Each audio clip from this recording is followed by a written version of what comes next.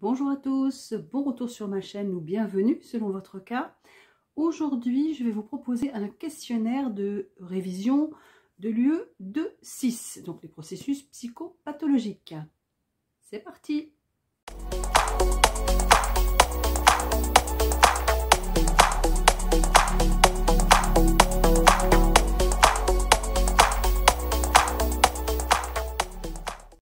Alors, pour cette révision de l'UE 2-6, je vais proposer par petite série de questions. Donc, vous pourrez faire pause pour prendre connaissance des questions, essayer de répondre et ensuite, je vous ferai la correction. Voici donc la première série de questions concernant les psychoses et les névroses ainsi que les mécanismes de défense. Je vous laisse donc réfléchir.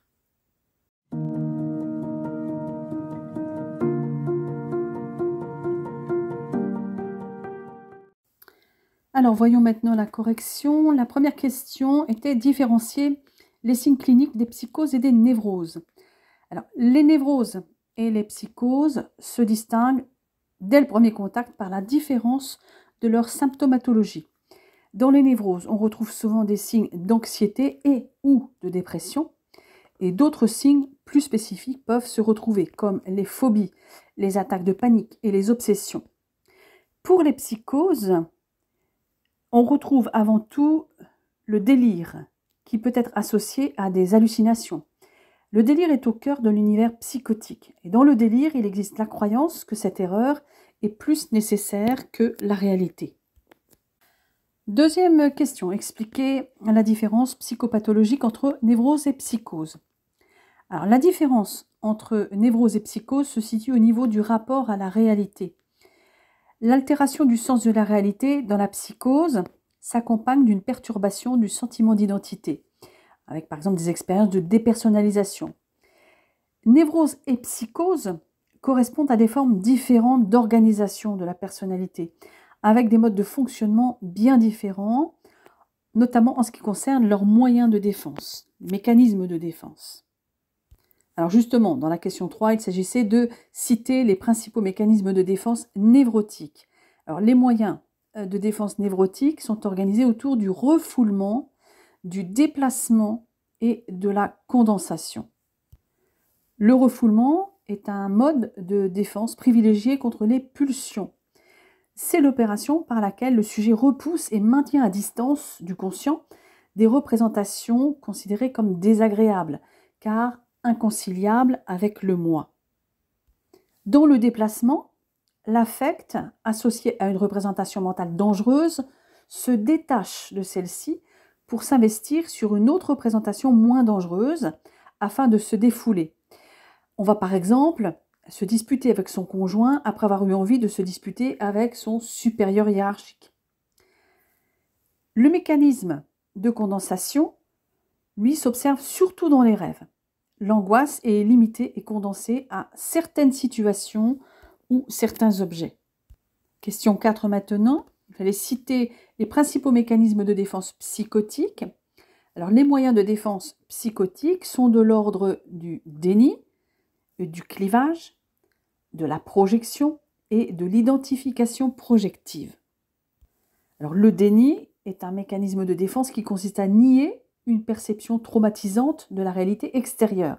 C'est le refus de la réalité, d'une perception vécue comme dangereuse pour le moi. Le clivage se rencontre dans les psychoses comme la schizophrénie. Il permet de scinder l'objet, il s'agit d'une personne, d'une situation angoissante, en deux. Le côté négatif, ce qui est rejeté, et le côté positif, ce qui est aimé, afin de se soustraire à l'angoisse qu'il procure. La projection, elle, constitue à attribuer à autrui ses propres motifs, ses propres émotions, ses idées ou ses pulsions inacceptables. La projection n'est pas présente uniquement dans les psychoses, mais elle est aussi présente dans toutes les formes de la névrose. L'identification projective, elle, est une forme particulière d'identification en lien avec le premier mode de relation à l'objet chez l'enfant ou le nourrisson. Ce dernier projette à l'intérieur du corps de la mère des parties mauvaises de sa personne, ou lui-même en totalité, pour exercer un contrôle agressif sur celle-ci, selon Mélanie Klein. Je vous laisse maintenant prendre connaissance de la deuxième série de questions, plus axées sur le délire et les hallucinations.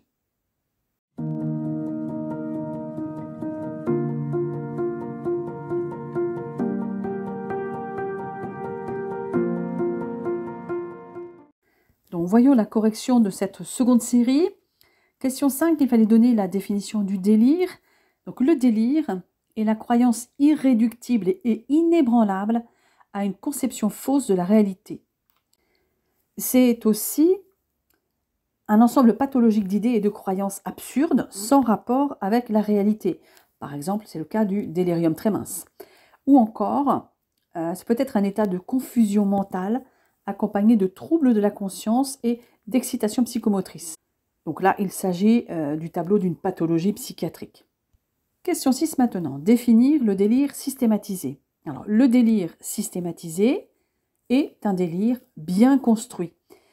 Il s'organise, il s'étend, mais il ne varie pas. La thématique reste la même. Et il est habituellement centré sur un groupe social ou sur une personne. C'est vraiment un délire de relation sociale. Question 7. Alors, il fallait nommer une pathologie dans laquelle le délire est systématisé et une pathologie dans laquelle le délire n'est pas systématisé. Alors, on va avoir un délire systématisé, par exemple dans le délire paranoïaque. Donc là, on a un délire passionnel, un délire d'interprétation. En revanche, on va avoir un délire non systématisé dans les bouffées délirantes ou dans la psychose hallucinatoire chronique. Question 8. Citer les thèmes qui peuvent être identifiés lors d'un discours délirant. Alors, les thèmes qu'on va avoir, ça va être par exemple la persécution, l'empoisonnement ou la possession, mais ça peut être aussi donc la grandeur, la richesse ou la puissance, ça c'est dans la paranoïa, ou encore la transformation corporelle ou sexuelle, dans les paraphrénies par exemple, et l'influence, ça c'est dans la schizophrénie. Question 9. Donner la définition d'une hallucination. Alors, l'hallucination, c'est un trouble psychosensoriel où le sujet a la conviction d'avoir perçu une sensation alors qu'aucune stimulation extérieure ne peut la justifier. Alors, il faut donc la différencier de l'illusion. L'illusion, c'est une altération d'une sensation réelle. L'hallucination peut s'associer aux 5 sens. On parle alors d'hallucination visuelle, auditive, tactile, olfactive et gustative.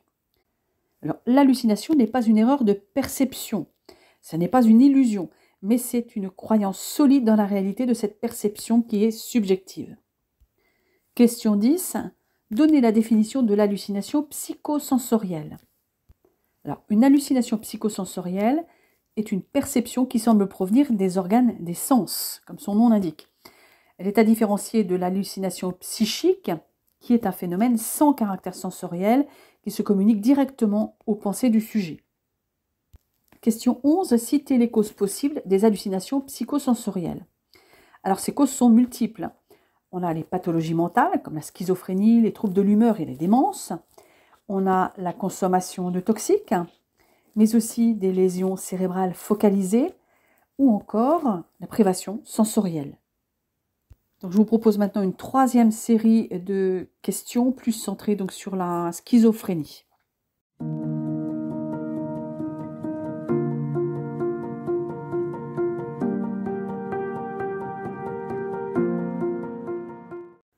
Donc, pour cette troisième série, question 12, définir l'automatisme mental. L'automatisme mental désigne l'échappement hors du contrôle de la volonté du sujet d'une partie de sa pensée. Alors, cette pensée qui est autonome rend le patient passif à son égard. Par la suite, l'automatisme mental peut prendre des caractéristiques plus sensorielles, plus hallucinatoires. On parle d'hallucination intrapsychique ou psychosensorielle. Alors, on trouve l'automatisme mental dans les psychoses hallucinatoires chroniques avant tout, mais aussi les bouffées délirantes aiguës et les formes paranoïdes de la schizophrénie. Alors, les malades vivent souvent l'expérience délirante hallucinatoire comme l'introduction en eux-mêmes d'une force étrangère. L'angoisse est intense dans les premiers temps de cette expérience de dépersonnalisation. L'attitude donc des malades est secrète et méfiante. En fait, on a un délire d'influence associé à des hallucinations psychiques. Ça se retrouve dans la schizophrénie ou la psychose hallucinatoire chronique, par exemple.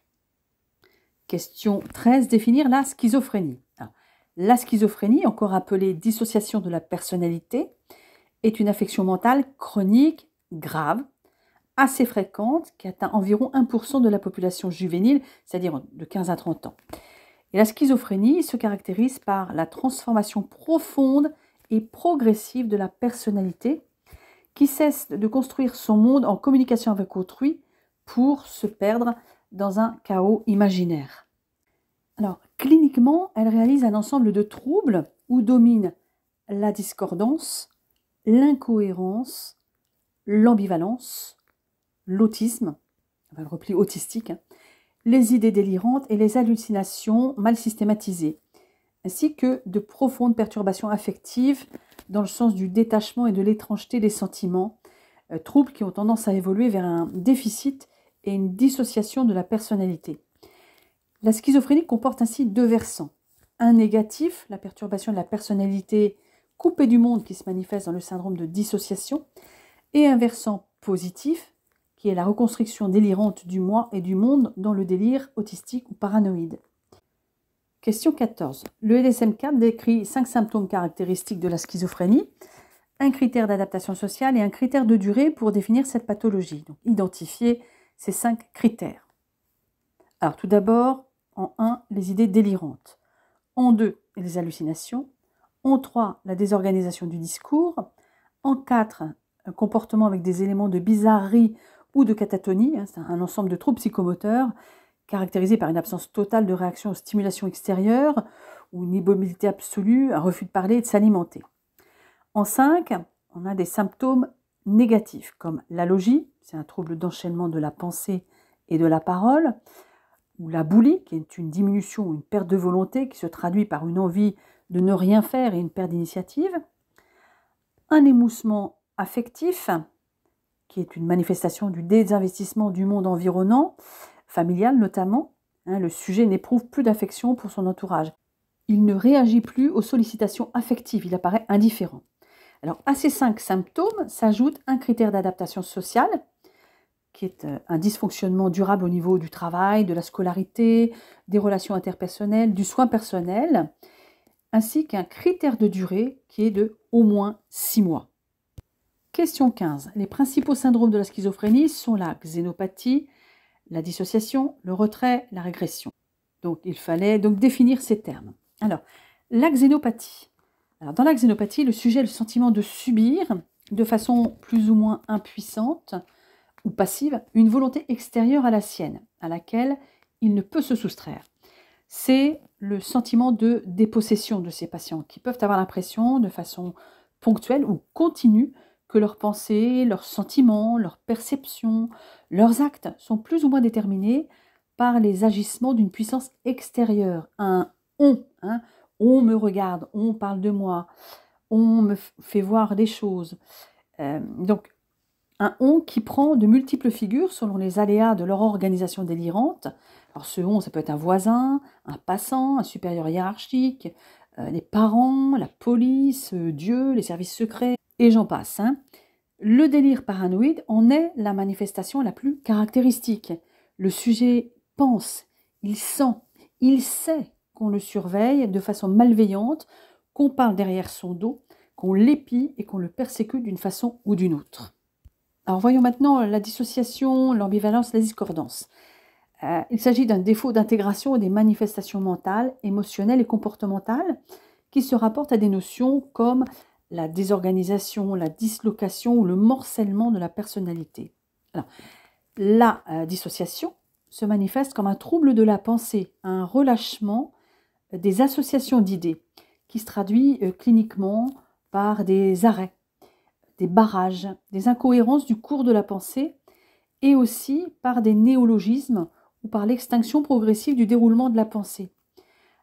Ces ruptures du fil conducteur sont en rapport avec des raptus anxieux, des crises clastiques, mais aussi les passages à l'acte dans une sorte d'immédiateté qui pétrifie l'entourage.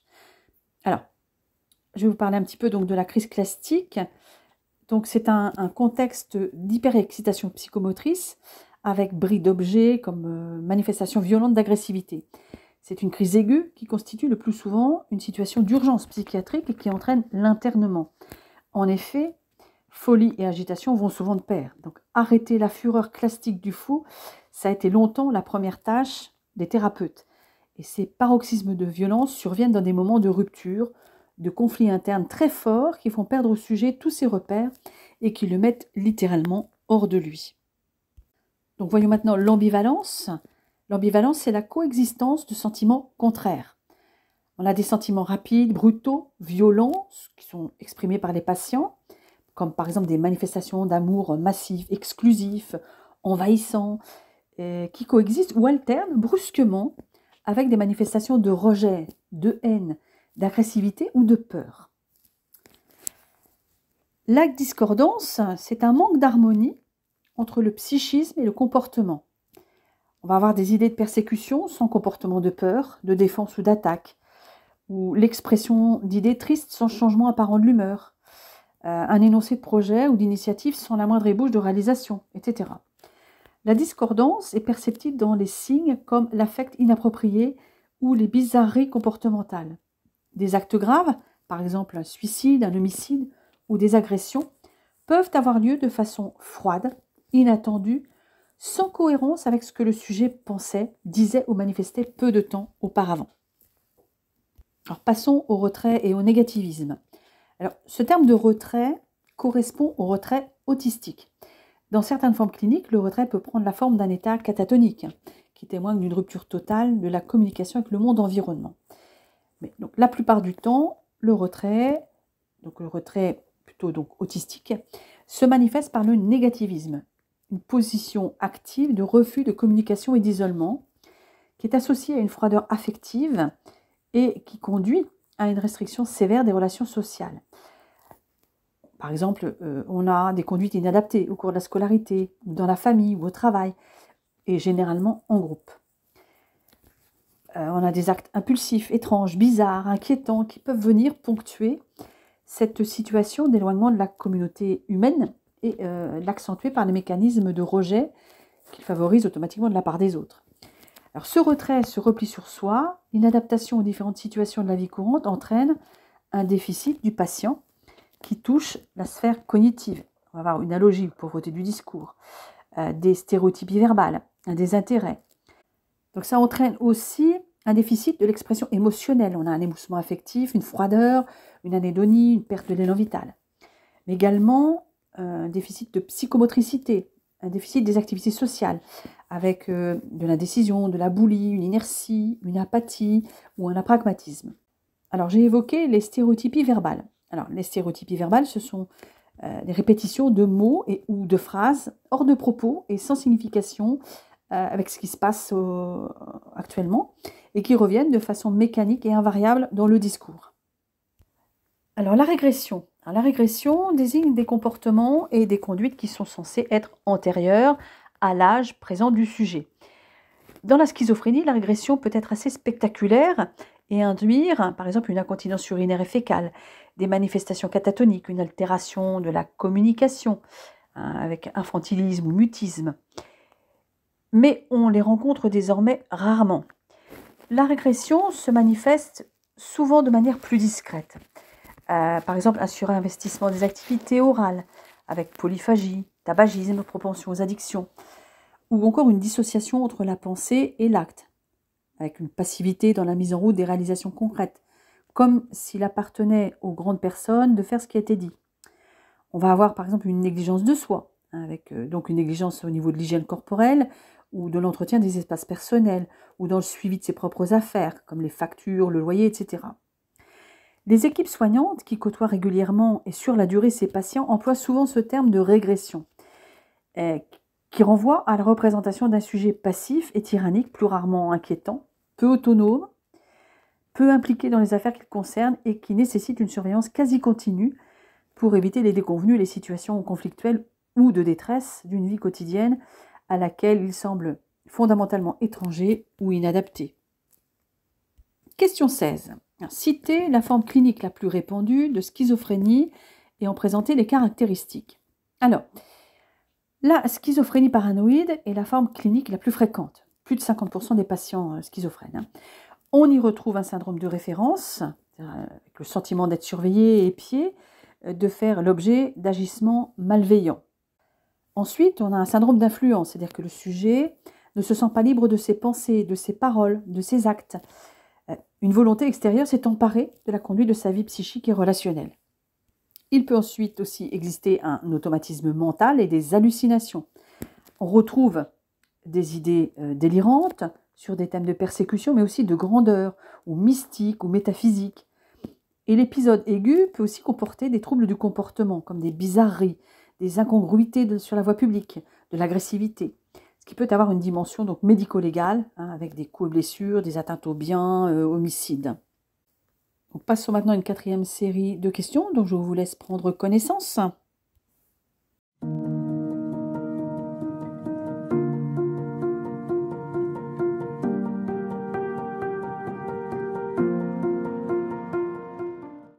Question 17. Citez les caractéristiques sémiologiques de la psychose hallucinatoire chronique.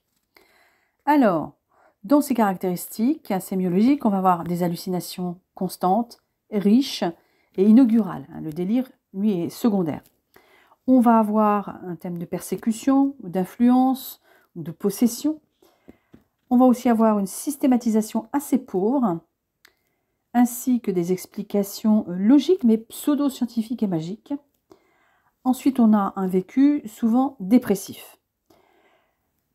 La psychose hallucinatoire chronique est une psychose délirante chronique, basée sur un syndrome d'automatisme mental qui repose sur des hallucinations que le sujet vit comme des perceptions irrécusables. Alors, à l'étranger, ces délires sont considérés comme des psychoses paranoïdes, un petit peu différent en France. Question 18. Donnez la définition de l'état dépressif. Alors, c'est une perturbation de l'humeur dans le sens négatif, celui de la tristesse, de la souffrance intérieure. Il s'agit du tonus affectif de base, qui oscille avec une plus ou moins grande stabilité entre un pôle positif, celui du plaisir, et un pôle négatif, celui de la souffrance.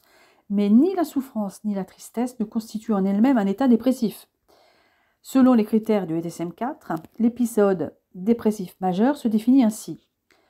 Une personne doit présenter au moins 5 des 9 symptômes suivants pour une durée d'au moins 2 semaines, la plupart du temps entraînant un changement dans le mode de fonctionnement habituel. Et au moins l'un de ces 2 critères doit être présent, l'humeur triste et l'anédonie. Donc nous allons voir les 9 symptômes parmi lesquels on doit retrouver au moins 5. On a l'humeur triste, l'humeur dépressive, qui est décrite comme plus intense que la douleur d'un deuil. Le malade est vraiment sans joie, il est opprimé et parfois il est incapable de percevoir tout sentiment. Alors en général, l'humeur est au pire le matin. Et chez les enfants et adolescents, cela peut se manifester par une irritabilité accrue. Deuxième symptôme, c'est l'anédonie. C'est une diminution du plaisir ou de l'intérêt pour toute activité, y compris celle qui procure du plaisir habituellement. Les habitudes se modifient, les passe-temps sont délaissés, tout semble monotone et vide, y compris les activités habituellement gratifiantes. Troisième symptôme, c'est la modification involontaire du poids. Alors, il peut s'agir d'une prise ou d'une perte qui va être de 5% ou plus du poids habituel, et cela en un temps relativement court, en général environ 1 mois. Et éventuellement, il peut y avoir une modification aussi récente de l'appétit. Cinquième symptôme, ce sont les troubles de la concentration ou du processus de prise de décision. Ensuite, en 6e symptôme, nous avons les troubles du comportement, avec soit une agitation, soit un ralentissement, c'est-à-dire une bradypsychie, qui est rapportée par l'entourage. 7e symptôme, c'est l'asthénie, c'est-à-dire une sensation de fatigue ou de diminution d'énergie. 8e symptôme, ce sont les sentiments de culpabilité, souvent injustifiés, et liés à l'autodépréciation du patient. Enfin, 9e symptôme, ce sont les idées noires, c'est-à-dire la volonté de mourir, des idées suicidaires actives, avec ou sans plan spécifique, et finalement aussi la tentative de suicide. Alors, on va aussi parler d'état dépressif majeur quand les symptômes ne répondent pas aux critères d'épisode mixte. On parle également d'état dépressif quand les symptômes induisent une souffrance cliniquement significative ou une altération du fonctionnement social, professionnel ou dans d'autres domaines importants. Ou encore lorsque les symptômes ne sont pas imputables aux effets physiologique directe d'une substance, par exemple une substance comme un médicament, ou bien lorsque les symptômes ne sont pas imputables à une affection médicale générale, par exemple une hypothyroïdie. Enfin, on parle aussi d'épisodes dépressifs lorsque les symptômes ne sont pas mieux expliqués par un deuil, c'est-à-dire après la mort d'un être cher, et ces symptômes persistent pendant plus de 2 mois après donc le décès, ou s'accompagnent d'une altération marquée du fonctionnement, de préoccupations morbides, de dévalorisation ou d'idées suicidaires, de symptômes psychotiques, ou encore d'un ralentissement psychomoteur. Alors en B, j'ai parlé d'état dépressif quand les symptômes ne répondent pas aux critères d'épisode mixte. En effet, la présence de caractéristiques mixtes dans un épisode de dépression majeure augmente plutôt la probabilité que la maladie se situe plutôt dans un spectre bipolaire. Néanmoins, si la personne n'a jamais montré d'épisode maniaque, n'a pas répondu en tout cas aux critères d'un épisode maniaque ou hypomaniaque, c'est le diagnostic de dépression majeure qui est retenu. Donc, question 19, définir les formes cliniques du syndrome dépressif. Alors, tout d'abord, on va avoir un trouble dépressif récurrent, c'est-à-dire défini par 2 épisodes dépressifs majeurs, séparés par un intervalle libre d'au moins 2 mois. Ensuite, il y a la dépression chronique, c'est-à-dire un trouble dépressif d'une durée supérieure à 2 ans. On a aussi les troubles saisonniers de l'humeur. Donc c'est un trouble dépressif récurrent caractérisé par sa périodicité saisonnière. On va avoir un début des troubles en automne-hiver et une rémission spontanée au printemps. Et enfin, on a le trouble bipolaire. Question 20, citer les conséquences de la dépression. Alors, on a d'abord des conséquences sur la vie psychique du sujet, avec une tristesse qui peut aller de la morosité à une douleur morale intense. Ensuite, le dégoût de la vie, c'est-à-dire que rien n'intéresse le patient en dehors de la souffrance dont il est prisonnier. On a la souffrance qui est vécue comme un échec. La personne doute de sa propre valeur. Et enfin, on a un ralentissement des opérations de la vie mentale, c'est-à-dire un ralentissement de l'attention, de la mémoire, de l'imagination, du raisonnement et du jugement. On a également des conséquences sur la vie somatique. L'altération des fonctions générales est constante et il ne faut pas parler d'état dépressif lorsque le syndrome général manque. C'est-à-dire qu'on a une altération du sommeil, alors qui peut être diminuée en quantité, avoir une insomnie, surtout matinale, qui est très évocatrice, mais on peut avoir aussi un sommeil augmenté, une hypersomnie, ou un sommeil perturbé dans sa qualité parce qu'envahi de ruminations tristes. Ensuite, on a l'altération de l'appétit qui va du dégoût alimentaire jusqu'à l'anorexie totale. Ou alors on va avoir un trouble du comportement alimentaire ou une hyperphagie avec prise de poids. Et enfin, dans ces conséquences sur la vie somatique, on a l'asthénie qui déborde largement le cadre somatique parce qu'elle est totale, elle frappe l'intelligence, la motricité, la sexualité. Seule l'affectivité douloureuse n'est pas endormie. Et bien sûr, on a aussi des conséquences sur la vie relationnelle, puisque le contact avec autrui est altéré de manière variable. Tantôt on va avoir un isolement, ou tantôt on va avoir une communication uniquement sur des contenus négatifs, avec parfois une extériorisation de la tristesse, de l'anxiété par des cris, des pleurs, de l'agitation anxieuse. Question 21, citer les critères d'évaluation de la gravité de l'état dépressif. Donc, ces critères d'évaluation de gravité sont l'intensité du tableau clinique avec son retentissement sur l'activité et les relations sociales du sujet. Ensuite, le second critère, ce sont les idées de mort et de suicide. Elles sont plus ou moins présentes dans tous les états dépressifs et elles apparaissent comme un aboutissement et un soulagement. Elles vont de la velléité au simple fantasme, c'est-à-dire un désir passif, mais peuvent également évoluer vers des projets, c'est-à-dire un désir actif, puis la réalisation de l'acte, le passage à l'acte. Donc je vous propose une 5e série de questions. Je vous laisse en prendre connaissance.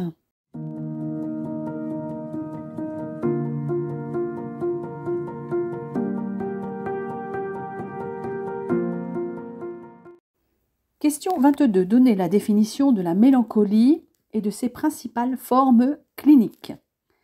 Donc la mélancolie est un épisode dépressif majeur, sévère, dont l'ensemble des symptômes est exacerbé. C'est une urgence thérapeutique avec un risque suicidaire majeur. Donc, les principales formes cliniques sont la mélancolie stuporeuse. Donc, on a, par exemple, dans cette mélancolie stuporeuse, un ralentissement psychomoteur extrême avec mutisme et stupeur, avec donc un risque de dénutrition et de cachexie. Une seconde forme est la mélancolie anxieuse, c'est-à-dire une anxiété majeure avec agitation. Et enfin, la mélancolie délirante, dans laquelle on a une importante production délirante. C'est un épisode dépressif majeur atypique, caractérisé par la présence de symptômes inhabituels, des éléments délirants, non congruents à l'humeur, une désorganisation psychique avec bizarrerie, détachement affectif, une absence d'anxiété. Et donc un tel tableau doit faire évoquer une pathologie schizophrénique sous-jacente et impose une surveillance accrue. Question 23. Citez les complications de la mélancolie. Alors, ces complications sont 1. La tentative de suicide ou le suicide. 2. Le handicap social, affectif et professionnel. 3. L'abus de substances. 4. Des troubles somatiques dus à l'anorexie et à l'incurie. Et 5. S'il y a une catatonie, risque d'escarre et de complications de décubitus. Question 24. Définir le trouble bipolaire. Alors, le trouble bipolaire, autrefois appelé psychose maniaco-dépressive, est une maladie au long cours qui entraîne des dérèglements de l'humeur. Elle peut prendre diverses formes. Dans sa forme la plus typique, elle comporte des périodes d'exaltation de l'humeur, c'est l'épisode maniaque, et de fléchissement de l'humeur, c'est l'épisode dépressif. D'où l'ancienne appellation de psychose maniaco-dépressive. Alors, lors des épisodes maniaques, la personne peut être hyperactive, euphorique, irritable, faire de multiples projets, perdre toute inhibition, faire des dépenses inconsidérées et perdre son objectivité. En revanche, lors des épisodes dépressifs, la personne est triste, ralentie, n'a goût à rien, a de grosses difficultés à exécuter ses activités quotidiennes. Alors, elle peut avoir des idées suicidaires. Alors, dans tous les cas, le sommeil peut être gravement perturbé. Alors, entre ces épisodes, la personne retrouve un état psychique plus stable. Donc ces épisodes peuvent s'enchaîner de différentes façons et les états dépressifs et maniaques peuvent être d'intensité variable. Ces troubles de l'humeur apparaissent soit sans raison apparente, soit en réaction à un facteur déclenchant, comme des événements de la vie, personnels ou professionnels, positifs ou négatifs. Ça peut être une séparation, mais ça peut aussi être une promotion professionnelle, ou un deuil, un déménagement, une perte d'emploi. Donc, question 25, citez les différentes formes des épisodes de troubles bipolaires. Alors, les épisodes de troubles bipolaires peuvent être hypomaniaques, maniaques, sans ou avec symptômes psychotiques, dépressifs légers ou modérés, ou encore mixtes. Dans les épisodes hypomaniaques, les symptômes comportent les mêmes caractéristiques, mais l'intensité est moindre. Le facteur déterminant, c'est l'adaptabilité, la vie sociale étant préservée. L'hypomanie pouvant être facteur de créativité, de réussite professionnelle ou relationnelle. En ce qui concerne les épisodes maniaques, sans ou avec des symptômes psychotiques, on peut avoir donc la manie aiguë, avec donc excitation motrice extrême, accès de colère, agressivité, violence, sentiment de supériorité. Et cette manie aiguë nécessite des soins urgents et contenants. On peut aussi avoir une manie délirante, c'est-à-dire de nature mégalomaniaque, parfois mystique.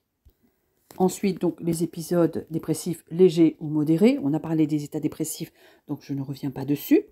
Et enfin, les épisodes mixtes qui associent des symptômes maniaques et des symptômes dépressifs. Alors, ces états se rencontrent lors de l'inversion de l'humeur dans le cadre de l'évolution d'un épisode maniaque vers un épisode dépressif. Et plus rarement dans le sens inverse, c'est-à-dire un virage maniaque sous antidépresseur. Question 26. Citez les évolutions du trouble bipolaire.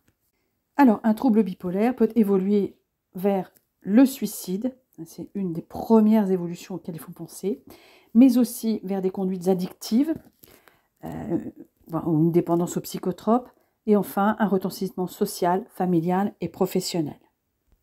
Donc, je vous propose une petite série, la 6e donc, de questions. Donc, à vous d'essayer de répondre.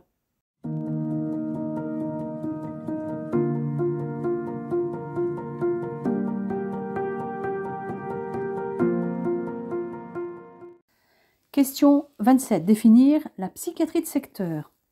Alors, un secteur, c'est une communauté géographique de population. Donc, quand on parle de psychiatrie de secteur, c'est un service de psychiatrie qui dispose d'un service public de protection santé mentale, qui assure la continuité des soins et qui a pour volonté exprimée le maintien et la réintégration du patient dans son milieu familial et social. Question 28. Citer les objectifs principaux du soin infirmier en santé mentale. Alors ces objectifs, c'est 1. De prendre en compte la personne dans sa globalité. Je dirais que ça, c'est l'objectif de tout soin infirmier. Ensuite, 2. Comprendre ses difficultés et les résoudre. 3. Rétablir l'intégrité psychique de la personne. Et enfin, 4. Favoriser le maintien, l'insertion ou la réinsertion de la personne dans son cadre de vie habituel. Question 29. Citer les spécificités du soin en santé mentale. Alors, il y en a quelques-unes. Il y a respecter les différences liées à la pathologie, comme le repli, l'isolement social, les actes dangereux, l'appréhension faussée de la réalité. Ensuite, seconde spécificité, c'est de ne pas adhérer, par exemple ne pas adhérer au délire et trouver la bonne distance. Ensuite, c'est rester dans le champ du soin et de l'éducatif et non dans le champ de l'affectif. Enfin, c'est vivre au rythme de la pathologie et respecter l'écoute du temps. Il faut faire du patient un acteur de soins. Il faut se montrer disponible et ouvert d'esprit. Prendre en compte l'unicité du sujet. Développer des capacités d'observation. Et enfin, développer des capacités d'écoute à la fois formelles, via l'entretien infirmier, et informelles. Je vous laisse avec une 7e série de questions et je vous retrouve pour la correction.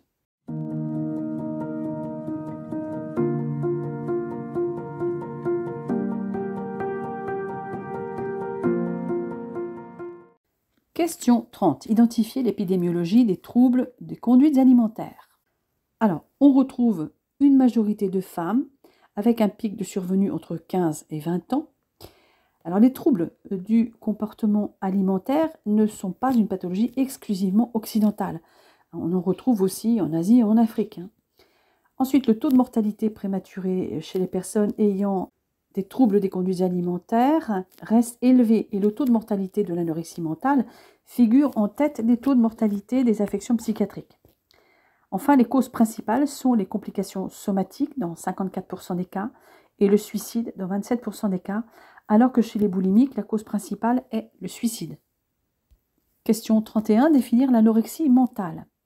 Alors, l'anorexie mentale, elle est caractérisée par la triade amaigrissement, anorexie, aménorrhée, avec une altération de la perception du poids ou de la forme de son propre corps, en combinaison avec la peur intense de devenir gros alors que le poids est inférieur à la normale. C'est ce qu'on appelle la dysmorphophobie. Question 32, donner les signes cliniques de l'anorexie mentale. Alors, le déclenchement de l'affection semble réactionnel à un événement ou un changement dans le mode de vie.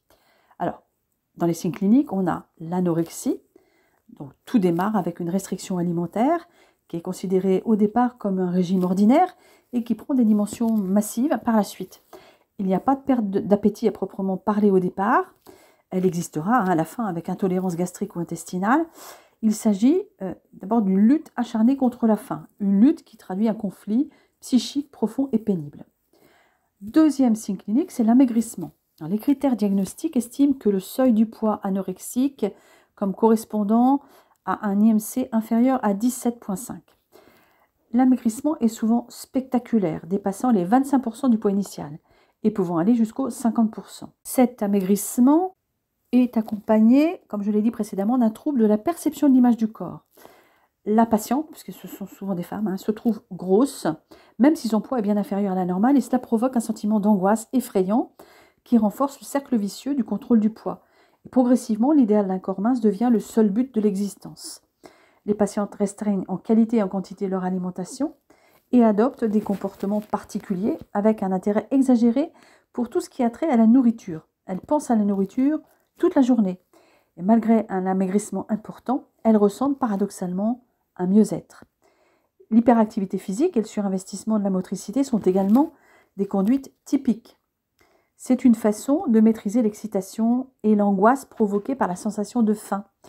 Elles ont aussi des conduites de remplissage type potomanie. Dans la stratégie du contrôle de poids, on retrouve les vomissements provoqués, la prise de laxatifs et de diurétiques.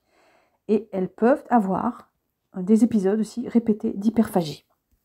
Troisième signe de la triade, c'est l'aménorrhée. Donc on a une interruption des règles de 3 mois si elles étaient régulières et de 6 mois si elles étaient irrégulières. Alors il y a d'autres aspects aussi, avec la structure psychologique notamment, c'est-à-dire un niveau intellectuel souvent supérieur à la normale, avec un surinvestissement du fonctionnement intellectuel. On retrouve aussi une immaturité infantile, un refus de la féminité avec un désinvestissement de la sexualité, une névrose d'angoisse. Et il y a aussi donc la dynamique familiale, avec un milieu souvent clos et renfermé, une mère inquiète, surprotectrice, ou un père sans autorité, ou une ambivalence de la relation mère-fille, ou encore une notion d'enfant souvent difficile à élever. Question 33. Citez les complications somatiques liées à l'anorexie mentale. Alors, elles sont liées soit à la dénutrition, soit aux conduites pathologiques comme les vomissements, mais aussi à l'abus de laxatifs, de diurétiques. Alors, on va avoir des complications cardiovasculaires comme l'hypotension artérielle, la bradycardie ou un risque d'arythmie ventriculaire.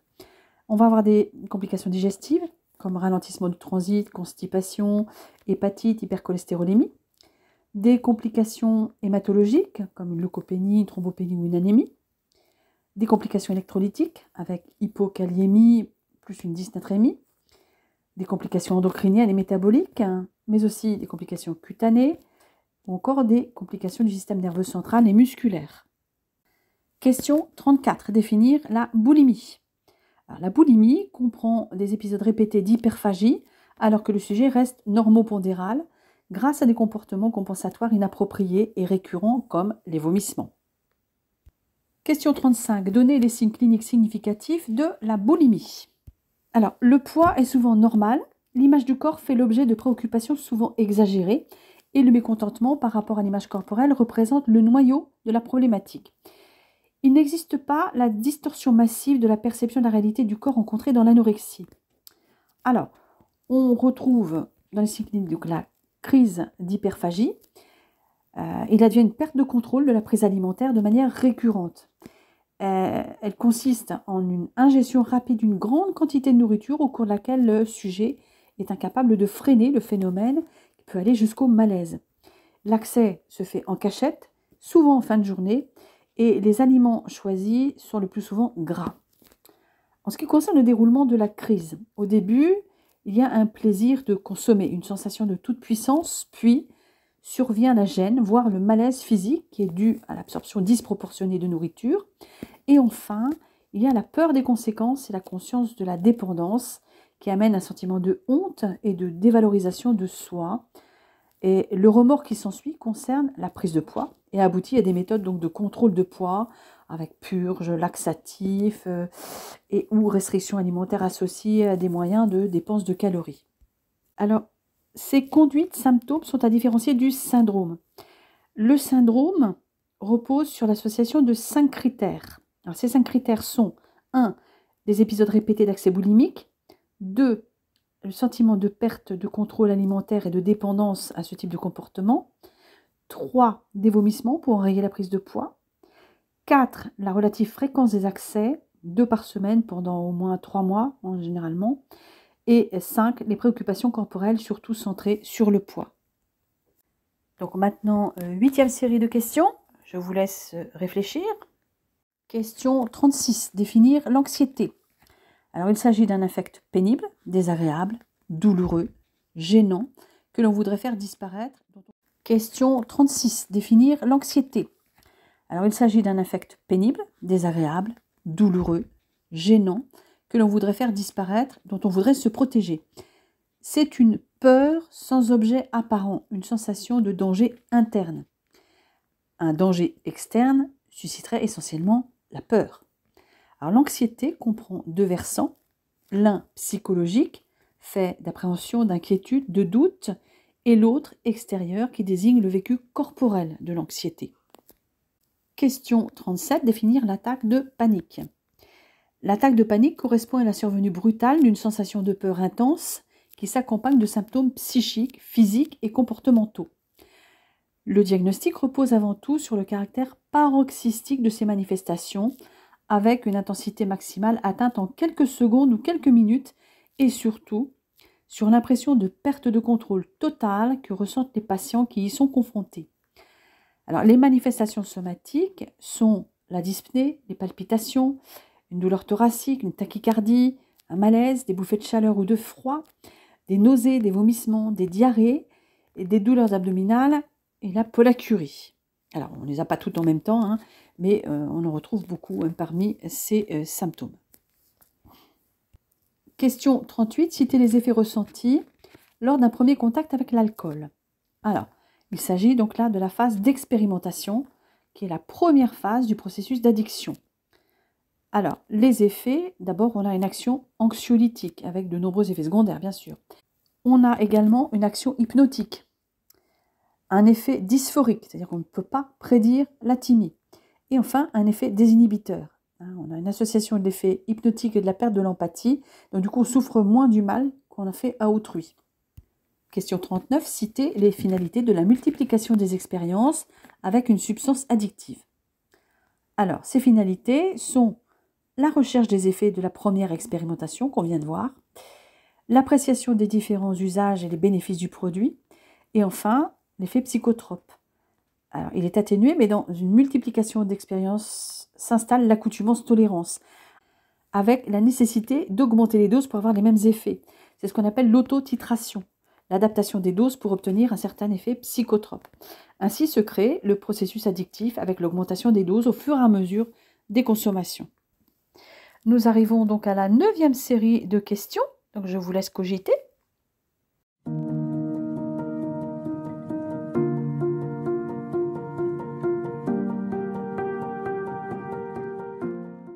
Question 40. Définir l'orientation temporelle. Eh bien, l'orientation temporelle, c'est la capacité à donner la date complète, jour, mois, année, et la capacité à donner l'heure. Question 41. Définir l'orientation spatiale. Là, il s'agit d'être capable d'identifier le lieu et d'identifier la localisation, c'est-à-dire dans quelle ville, dans quel département, dans quelle région, dans quel pays. Question 42. Définir la confusion mentale. La confusion mentale, c'est la perturbation aiguë et brutale des capacités d'éveil et d'attention, qui est secondaire à une atteinte encéphalique généralement diffuse et réversible. Question 43. Définir le syndrome confusionnel. Alors, le syndrome confusionnel, c'est l'altération globale du fonctionnement cognitif avec des fluctuations de la vigilance, des perturbations du cycle veille-sommeil, une somnolence, une obnubilation, c'est-à-dire qu'on a une diminution de la conscience, une léthargie. On peut aussi avoir de la perplexité. Ensuite, on a les désordres comportementaux, le ralentissement psychomoteur et ou agitation, un discours incohérent, un délire onirique proche du rêve, avec des états confuso-oniriques, une possibilité d'hallucination visuelle, comme des zoopsies, une désorientation temporospatiale et une amnésie de l'épisode au décours. Question 44. Donner les causes les plus fréquentes des syndromes confusionnels. Alors, ces causes sont le plus souvent organiques. Elles peuvent être d'origine toxique, alcool ou médicaments, ou bien elles peuvent apparaître dans un contexte de sevrage ou de troubles métaboliques ou d'infection. Question 45. Définir la démence. Alors, la démence, c'est la détérioration progressive du fonctionnement mental, entravant l'autonomie dans la vie quotidienne et en relation avec une affection cérébrale. Question 46. Définir le syndrome démentiel. Alors, il s'agit d'un trouble de la mémoire et de l'idéation suffisamment important pour retentir sur la vie quotidienne. C'est important, cette notion de retentissement sur la vie quotidienne, associée à un autre trouble des fonctions cognitives. Donc, cet autre trouble des fonctions cognitives, ça peut être un trouble du langage, un trouble de praxie, donc au niveau des savoir-faire, une gnosie, au niveau des savoirs, des troubles de l'attention, etc. Et ce trouble de la mémoire et de l'idéation dure depuis au moins 6 mois. Alors, le syndrome démentiel n'implique pas forcément de troubles de comportement. Ça peut arriver, mais ce n'est pas systématique. Mais il signifie surtout que les troubles cognitifs ont un retentissement dans la vie quotidienne du patient et que celui-ci doit être aidé ou supervisé au moins pour les activités les plus élaborées. Et en l'absence de toute perte d'autonomie, on parle de troubles cognitifs légers. Voici enfin la 10e et dernière série de questions dont je vous laisse prendre connaissance.